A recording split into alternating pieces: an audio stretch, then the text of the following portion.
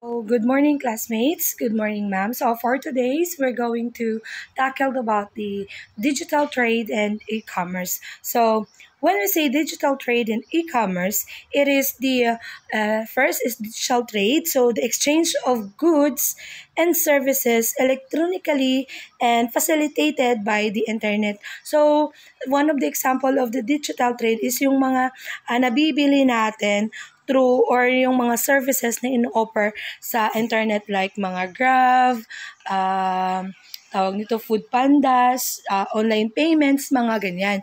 So, next is the key components of e-commerce the key components. So, first is the e-commerce, online marketplaces, digital payments, and logistics.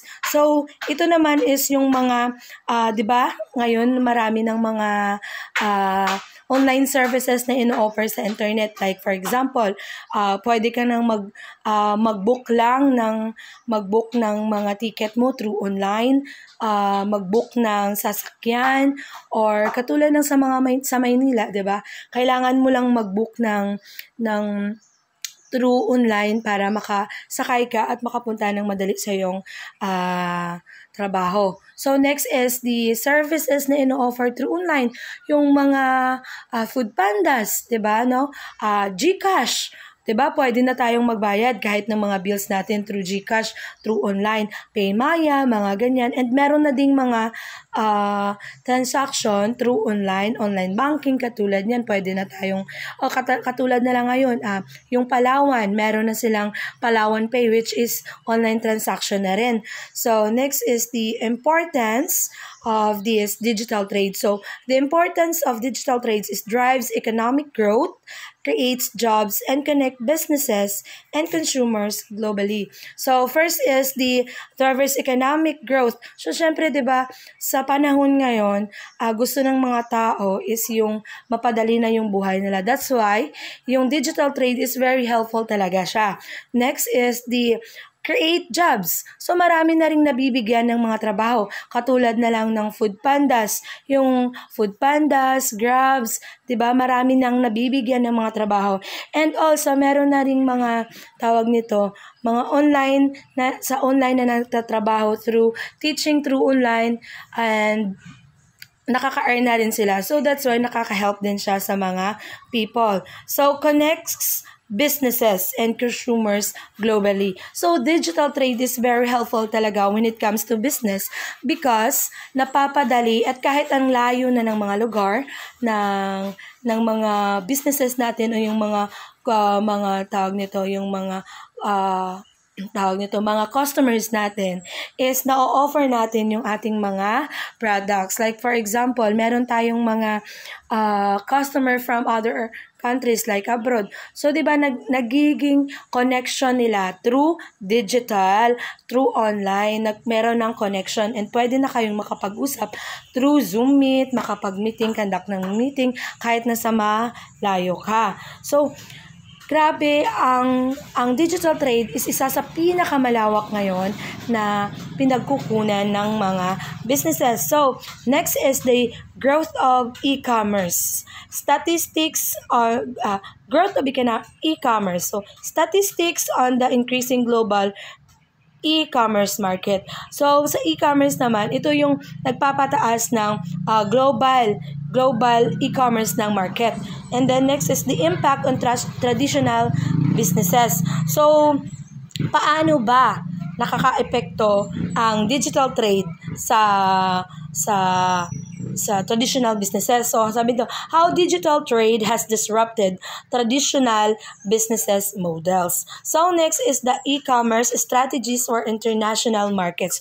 So, when we say international markets, ito yung mga businesses in other countries, no? Paano nyo ba malalaman na approve ba o pwede ba yung businesses na ipapatayo mo sa other country? So, market research, yes. Market research is the number one tool nga gagamitin natin to build our business in other countries. So, kailangan muna natin mag-conduct ng research. For that, malalaman natin ba kung compatible ba yung produkto natin and ano-ano ba yung mga product na maaari nating ilagay sa lugar na yan. So, understanding target markets. Yes, first thing first na gagawin natin is kailangan natin i-consider yung mga target markets natin. For example, pag magpapatayo ka ng business mo sa India, you need to consider the people na nandoon.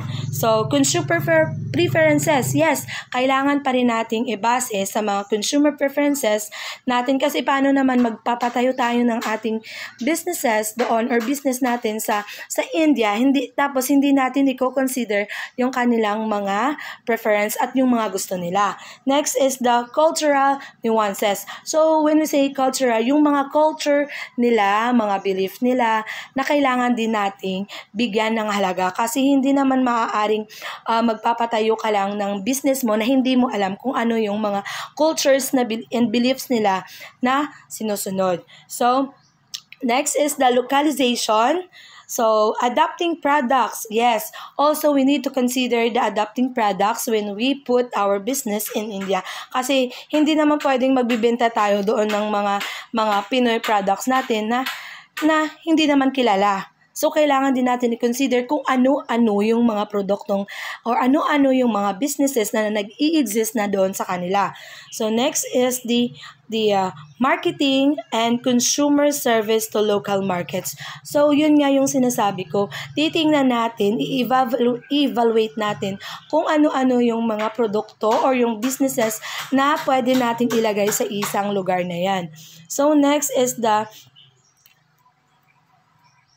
payment and logistics. So, when we say payment and logistics, so ano ba yung unang dumadating sa isip natin? So, payment, so mga babayaran. So, bayaran natin. Saan ba pwedeng magbayad? So, nowadays, as you can see siguro, no, lahat ng tao ngayon, napapadali na yung buhay kasi pwede na tayong magbayad through online. So, that's one of the example is the GCash. No, pwede, 'di ba dati hindi tayo basta-basta kung meron tayong mga family abroad, ihintayin pa natin yung 24 hours bago pa natin ma-receive yung pera. Unlike now na mag-GCash ka na lang kahit saang lugar ka pa, pwede mo at anytime pwede mo siyang makuha. So next is the payment and logistics is ensuring seamless payment processing and efficient delivery. So yan yung mga logistics natin. Is yan yung mga halimbawa umu-order tayo through online. Umorder tayo and then yung logistic natin is yung kung saan yung nagagaling is sa atin mismo. Kahit sa Maynila tayo mag-order or tama, yung supplier na in-orderan natin, like example sa Shopee or TikTok, di ba, nag-order tayo, is yung kanilang product na panggagalingan is nasa Maynila. So, door-to-door pa rin nilang dinahatid sa iyo kahit sa malayo ka pa. As long as meron silang location dyan. Next is the cross-border trade regulations. So, when we say cross-border trade regulation, it is navigating customers, tariffs, and import and export rules. No, when putting a business, you need to consider first the cross-border trade regulations. Kasi hindi tayo pwede magpapatayo ng business natin sa iisang lugar kung hindi natin pwede or hindi natin kinukonsider yung mga rules and regulations nila. Kasi pag nagpatayo ka tapos hindi mo kinonsider, paano na? Hindi na magiging successful yung business mo. Kasi hindi mo tinitingnan kung ano yung mga rules, hindi mo sinusunod. At hindi ka pwedeng magpatayo ng isang business mo kung hindi ka marunong sumunod sa patakaran ng bansang papatayuan mo ng iyong business. So, that's why digital trade and e-commerce is very important also when you putting a business into other countries. So next is my group member will discuss about the legal and regulatory challenges in digital trade. So thank you. emerging technologies, the impact of technologies like blockchain, artificial intelligence, and the Internet of Things on digital trade. For example, sa emerging technologies is ChatGPT, an AI-powered language model, enhances customers, service, and content creation. As a student, makabulig siya sa estudyante kay pwede siya makahatag of paragraph forms, like sa GPT, summarizing. Tapos is for enhanced knowledge of as a student. Emerging technologies refers to new innovative advancement that have the potential to significantly impact industries, societies, and economies. These technologies are often in the early stages of development or adaptation but show great promise for transformative application. Bag-o ni siya sa bag-ong apps for bag-o na innovate nga technologies nga makabuli siya sa societies, industries, and economies. Morning leaders, my topic is all about key components of e-commerce. E-commerce or electronic commerce relies on several key components for successful operation. These components work together to facilitate online transaction and provide a seamless user experience. Critically, these components encompass both the technological infrastructure and the business strategies that under in the entire process. Types of e-commerce: B2B, B2C, C2C, C2B. Yung ibig sabihin yung B2B is business to business or selling product o business to offer businesses. B2C or business to consumers, business selling product of services directly to the consumers. C2C, ibig sabihin consumer to consumer, consumer selling product or services to offer consumer.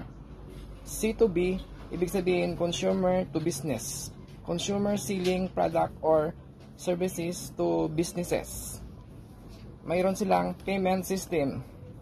Sa payment system, ginagamit nila yung digital wallet or cryptocurrencies and traditional payment methods. Each payment system offers a unique balance of convenience, security, and accessibility. Sa future of digital trade, dito yung technological innovation, sustainability trends, and global trade agreements. Sa technological innovation,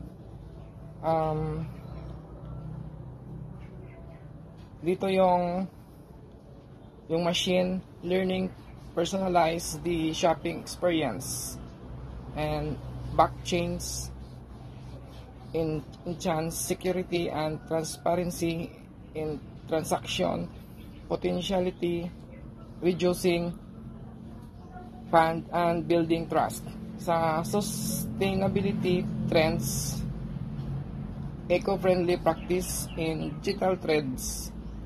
Sustainability trends encompass a wide range of involving practices and technologies aimed at meeting present needs without compromising the ability of future generation to meet their own. Sa global trends naman, agreements, may impact of trades policies on digital commerce. So, may mga agreements like the WTO's trade facilitations agreements, streamline customs procedures, and transaction cost. Sa impact of COVID-19 on e-commerce, it leads to lockdowns and restriction on physical movement. This made it difficult for people to go to physical store.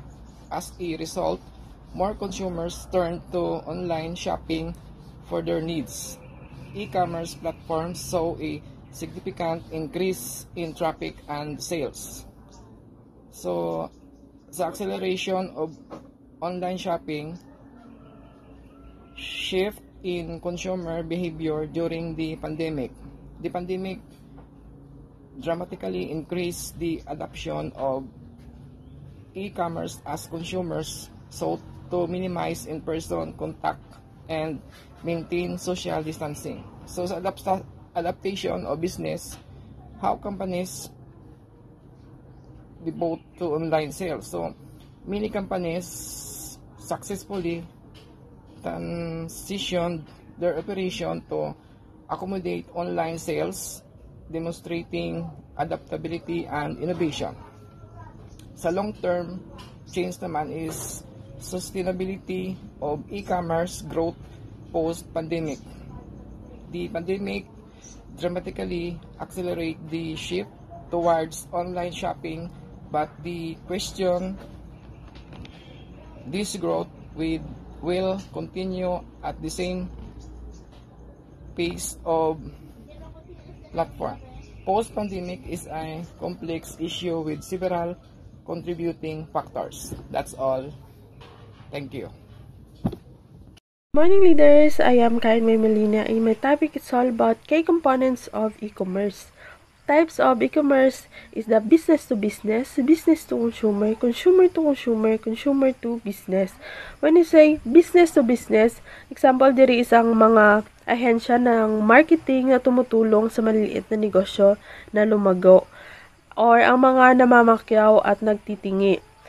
Sa business to consumer naman, example diri may ara sa mga bakal sa cellphone mula sa isang e-commerce with website tulad ng mga Lazada or Shopee. Sa mga kaso, ang negosyo tulad ng Lazada ay direktang nagbibinta ng produkto sa consumer or dito sa mamimili. Next is the consumer to consumer. Example sa consumer to consumer is may isa ka tao na nagbebenta ng lumang sapatos sa isang kapwa-tao. Sa ganitong sitwasyon, ang mamimili at nagbebenta ay parihong consumer. At ang transaksyon ay nangyayari ng direct sa pagitan nilang dalawa. Next is the consumer to business. Example diri is may isa ka tao nga malaking bilang ng followers sa social media. Ang nagsusulat ng review o nagpo-post ng advertisement tungkol sa isang brand at binabayaran siya ng kumpanya para sa serbisyo nito. Sa ganitong kaso, ang consumer or tong vlogger influencer ang nagbibigay ng serbisyo sa negosyo o sa kumpanya. And the platforms, marketplaces versus direct-to-consumer websites, payment system, digital wallets, cryptocurrencies, and traditional payment methods. In the next slides, we have the future of digital trade, technological innovation, AI, blockchain, and the roles in e-commerce. When you say AI systems can perform tasks that typically require human intelligence, while ML system can learn and improve from the existing data. These technologies can be used for personalized product recommendations, chatbots, and predictive analytics. Next is we have the sustainability trends, eco-friendly practices in digital trade, and the global trade agreements, impact of trade policies of digital e-commerce. When we say global trade agreements are negotiations between countries that establish terms for trade such as the tariffs, quotas, and restriction on imports and exports. And for the last page, we have the impact of COVID-19 on e-commerce, acceleration of online shopping, shift in consumers' behavior during the pandemic.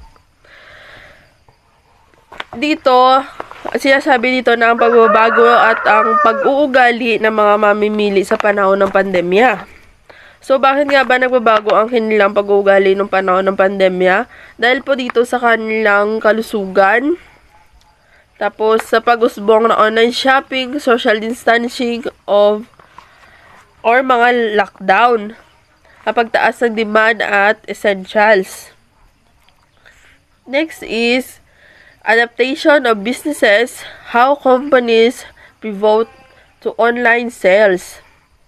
Dito naman po, maraming kumpanya ang nag-adapt ng online sales strategies bilang tugon sa pagbabago ng merkado, lalo na pagkatapos ng pandemya.